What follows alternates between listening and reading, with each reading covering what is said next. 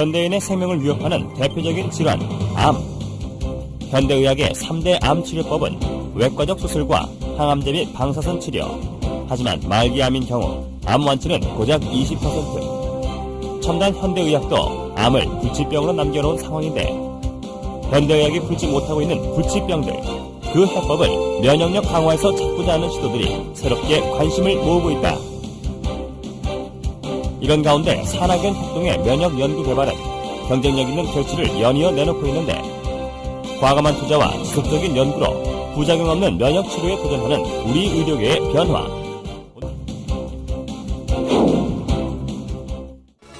천연 생약제에서 추출한 성분으로 만든 항암 기능성 식품이 국내에서 처음으로 개발돼서 이르면 이달 안에 시판될 예정입니다.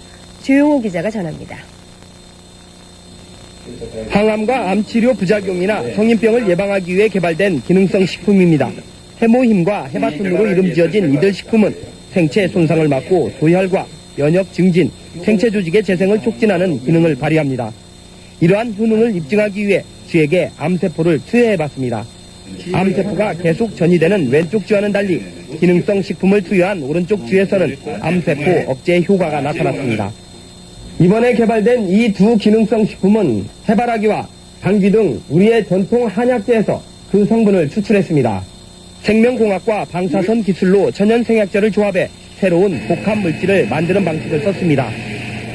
각각의 성분들을 분리를 해서 그것의 각각의 효능을 검증한 다음에 효능을 극대화할 수 있게 다시 그 성분들을 재구성한 겁니다. 종전의 천연생리 활성물질은 항암 효능에 한계가 있고 독성까지 강했습니다. 하지만 이번에 개발된 항암 기능성 식품은 여러 성분을 조합해 효능을 높이고 독성은 없앴습니다. 이들 항암 기능성 식품은 원자력 병원 등에서의 임상시험과 병행해 이번 달 안에 시판될 예정입니다. KBS 뉴스 조용호입니다. 환자의 면역력을 탁월하게 높여주는 새로운 생약 복합제가 국내 연구진에 의해 개발됐습니다. 임상시험 결과 백혈구 회복을 높여주고 암치료 부작용도 크게 없애주는 것으로 나타났습니다. 최성원 기자가 소개합니다.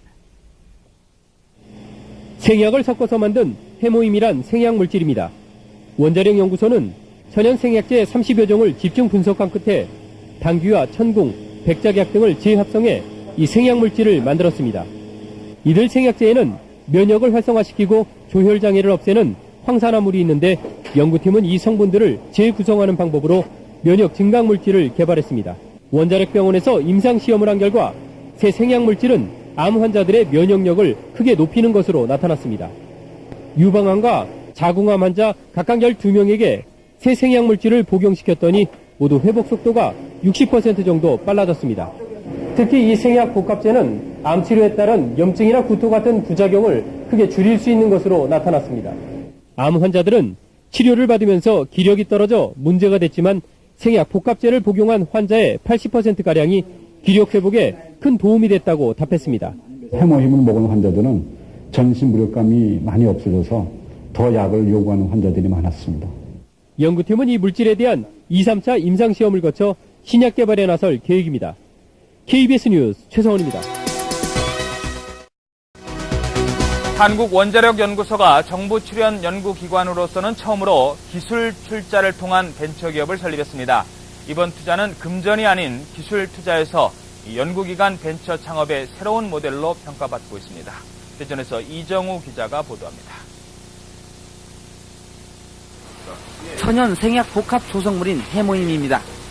한국원자력연구소가 중장기 연구개발 사업으로 개발한 이 생약 복합제는 동물 실험과 암 환자 임상실험에서 효능이 입증되고 있습니다.